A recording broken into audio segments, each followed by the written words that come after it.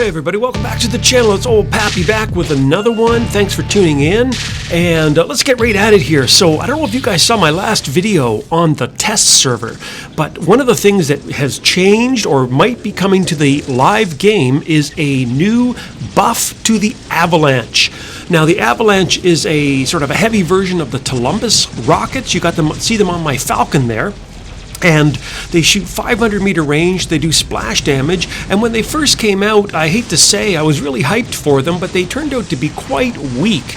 They're more like a, like a snowball as opposed to an avalanche, if you're going to make the metaphor, but I'm excited because what they've done on the test server is they've actually sped up the rockets, the rate at which they fire, and also they have basically shortened the interval between the firing, so you basically get more rockets per second than you did before. So I'm really hyped about it. And so what I'm going to do in this video here, and you see right now, I'm going to show you a little bit of gameplay footage from the test server. That's what you're seeing right here on Moon Map. And then we're going to go into the live game where I'm going to also try a couple different other combos because it got me thinking about the poor old Falcon. You know, it's a robot that I loved when it first came out. I love the way it looks. I love the idea of it, the jumping with the 3 heavies. Of course, it does have some drawbacks. It's not that strong by itself. It has resistance when it's only using one weapon. And I'm getting my arse roasted to me here, aren't I? But getting back to the Falcon. So the Falcon, one of the things that people really started wisening up to was when they started using this traditionalist skill. Now, traditionalist is basically you lose the ability to jump in your other 2 weapons, but you get a massive boost in damage resistance, something like 50% damage resistance or something like that.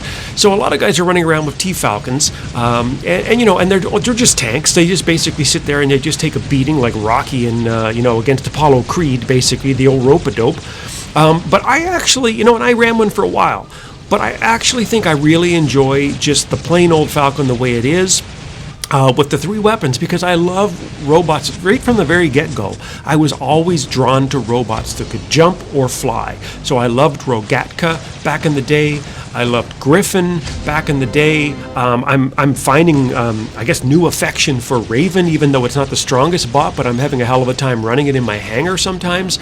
And obviously I like the White Dragons and all that kind of stuff. So I thought to myself, why not try out this Falcon and then show you some other gameplay footage of just different builds, fun, weird little builds that you can run, especially on long-range maps. So anyway, this is kind of what you see with the Avalanche here. I'm happy with the damage that it's doing. I'm not going to get too greedy, and I'm not going to tell Pixo to basically just make it overwhelmingly powerful, because what happens? Then it will get nerfed, right? But you can see here, I've been able to last most of the game, even though we're getting, oh my god, our beacon bar is horrible. I guess we're going to lose this one. Well, there you go. Take a blow to the chin and you're down. But let's jump in. I want to show you this too before we get into the main, I guess the other builds. I just wanted to take you back as well, because the other thing, just to remind you, that we did on the weekend was test out this new map. And so here's the Falcon again with the Avalanche, and we're running around this factory map. Pretty cool, eh? I mean, it looks like just some old rusted, decrepit factory with all kinds of toxic chemicals around and rubble and bits of broken stuff on the ground and all that kind of stuff. So that's really cool. Now, one of the things obviously you want to do with this type of weapon, the Avalanche, you want to corner shoot. Now, I'm not having a good time. I gotta let you in a little secret here. I'm going to die in about 5 seconds. I did not have a lot of resistance, and the pilot skills weren't leveled up, so this thing's really fragile. It's almost like a glass cannon a little bit, right? Because there I just got both my weapons knocked off and whatever. But anyway, let's get into the current game. So this is not the test server, and this is a build that actually is pretty good. It's 3 Vipers on a Falcon. Not to mention, it looks pretty sexy, doesn't it? I mean, it looks pretty good. You get the weapon, the color matches well with the Blackbird skin that I have on here, which gives me, I think, an extra 5% health boost. Now, in terms of pairing of weapons and timing, these weapons have a 10-second reload. One of the things about them, though, compared to, say, an Avenger, if you don't use a Viper, they actually fire a lot faster. So they actually, you actually unload your entire clip before you would, like at least 1 full second before it takes to unload an Avenger clip. And with the potential nerf of the Avengers coming up. That's one of the things that happened on the test server. There was like almost a 15% reduction in damage, and also a 10% reduction.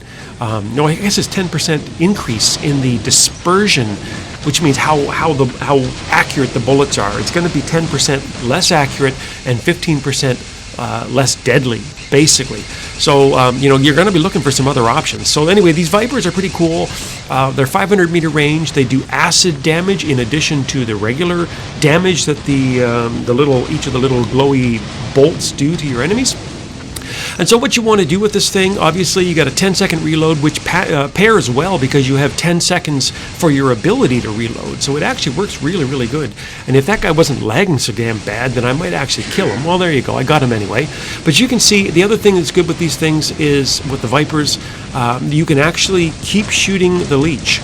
A lot of people, with your weapons, you can't stop shooting a leech when you're leeched on, like I was there. You could tell by the pink glow around me. I was leeched on.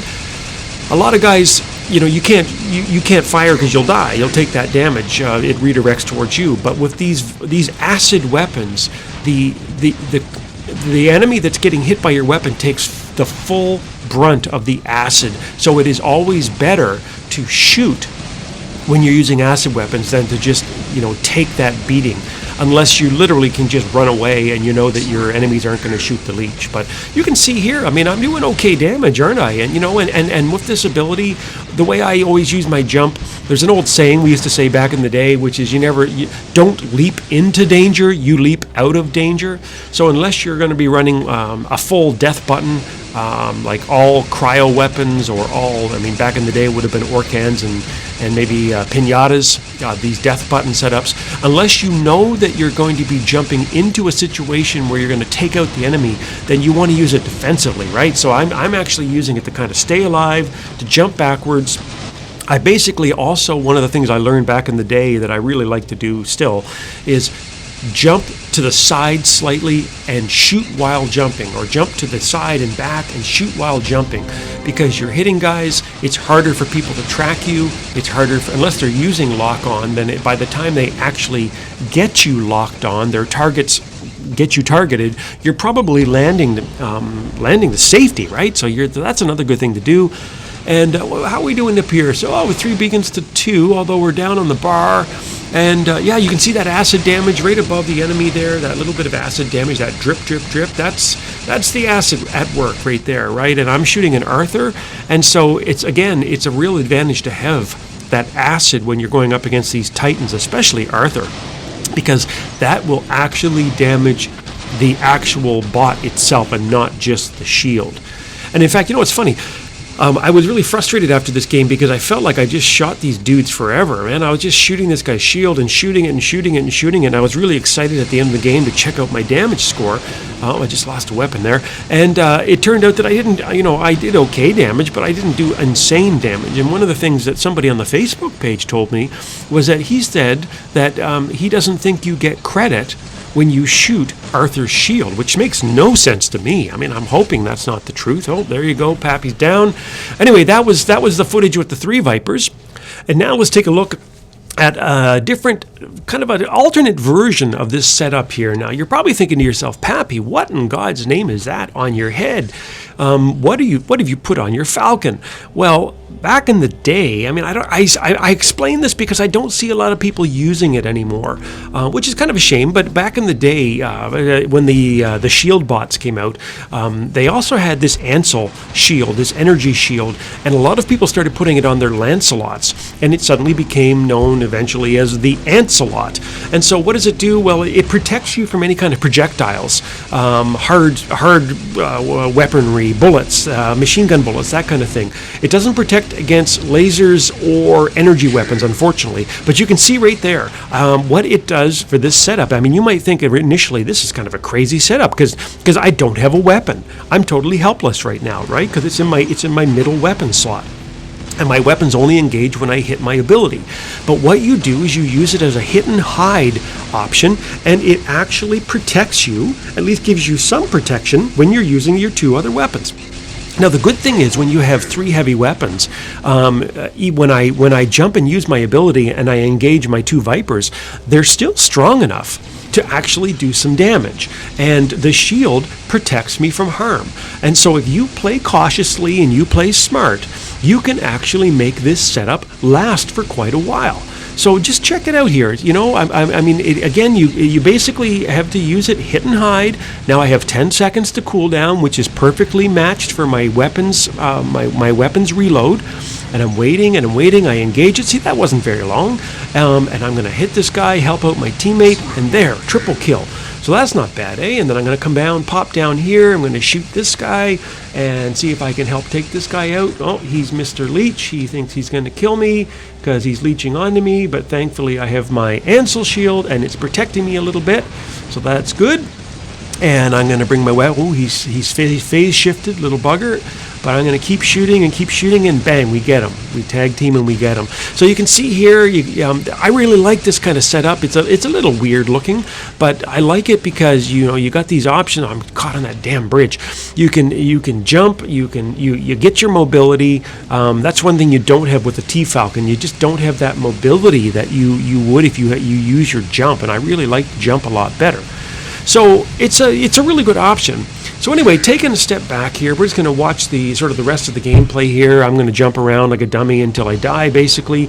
But a few final thoughts on the Falcon. So yes, the T-Falcon is still useful, and if you want to use it, feel free. I have 2 Falcons, and I'm probably going to turn one into a T-Falcon, and I'll have one like this as just more the basic Falcon with that jumping ability. Which one is more durable? Well, of course, T-Falcon. Well, there you go. See, I was caught there with my pants down, and I end up getting killed. Unless you can just watch the rest of the game here. We're going to keep on going. But some final thoughts. So the T-Falcon is more durable. The pros and cons: it's more durable, can take a real pounding. It can actually dish out quite a lot of damage because, if you have a weapon like an Ember on it, maybe. Or let me see what else. Redeemer would be good. If you're going to use T-Falcon, though, I do not suggest using, say, Avenger or even Viper because the reload is too long, and you don't want to be caught out there for 10 full seconds not being able to fire back while someone just puts a pounding on you. Another weapon that's really good for it is actually the Calamity, because it has 5-second reload, 600-meter range, so you can fight back against the Titans if you want to. If you're going to be using the normal Falcon, then clearly you can see the setup. The Vipers work, the Avengers work. Oddly enough, I'm not a big fan of, say, the close-range burst weapons on the Falcon, because when you use the 3 weapons and you don't have that extra resistance that the T-Falcon gives you, then you take a lot more damage up close. It's really not meant for brawling. You can use it, say, with 3 Redeemers and try to stay exactly at that 350 to 325 range so that you can hit the enemy and then you can maybe jump to safety. But in general, I think if you're going to use the T-Falcon or go for the brawling setups, and if you're going to use the normal Falcon, then go for the mid-range setups. 3 Calamities would be really good as well. If you have those Calamities, you could use the main one kind of to brawl and then whip out those other 2 if you really need to take a Titan down or something like that. Anyway, just a little bit of food for thought. The avalanches, of course, which we started off with, are going to be a huge deal. I predict that people are going to really catch on and start using them because of that buff. I certainly will. If you like what you saw, please hit the subscribe and the like button. Let me know what you think in the comments section. And until next time, I'll see you on the battlefield.